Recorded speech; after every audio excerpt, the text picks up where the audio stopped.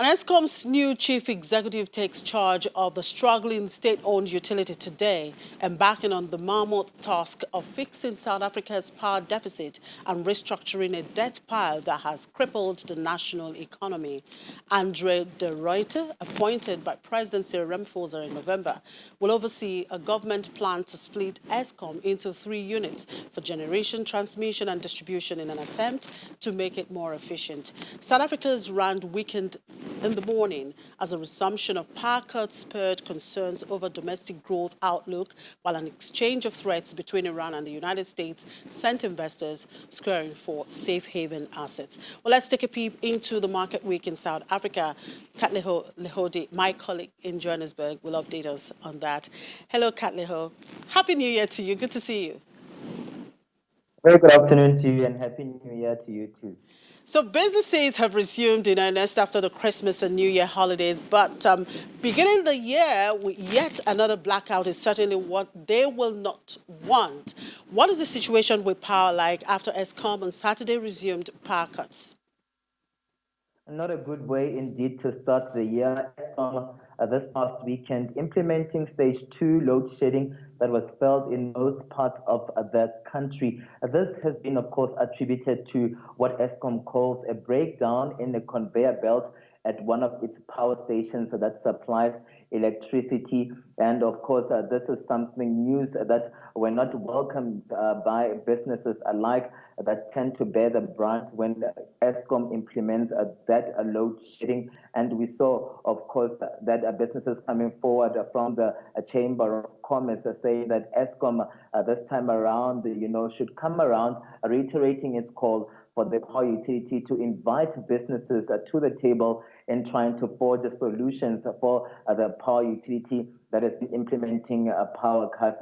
Most of them are frustrated over the fact that, following an announcement and a promise by President Cyril Ramaphosa last year in December that, at least by this time or going into the new year, load shedding would be a thing of the past.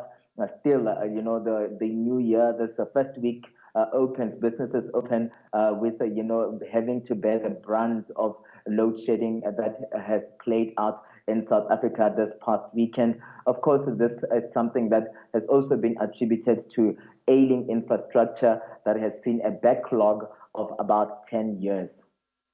Now, the newly appointed CEO of ESKOM in the person of Andre de Ruyter resumes today. So what is his antecedents? Would he be able to turn around this ailing firm, ESKOM?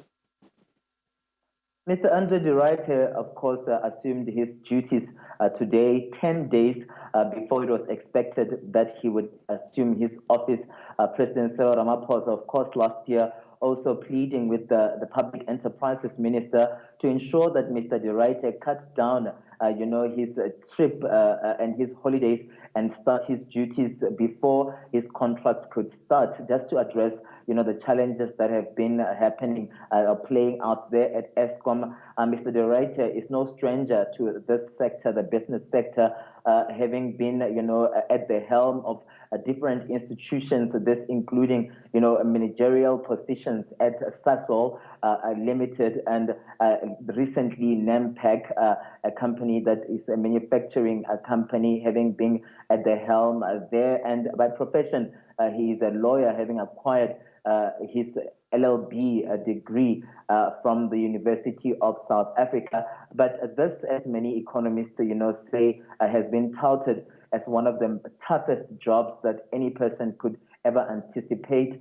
And then his priorities, of course, would be one of them to end the load shedding that has been playing out and ensure that, ESKOM's debt that is at 450 billion rand, at least, that it doesn't spiral more than it is. Of course, he also has to address the issue of the avoided long-term maintenance at ESKOM that has seen a 10-year backlog of a lack of maintenance at some of these structures, these power stations that would lead to breakdowns after breakdowns, leading to a lot of load shedding that have been playing out, ailing infrastructure being one of his priorities at this point in time. And others are saying that his priorities will also be to stabilize the board. ESKOM has had at least 10 CEOs at the helm, and 6 board members, or I mean 6 boards,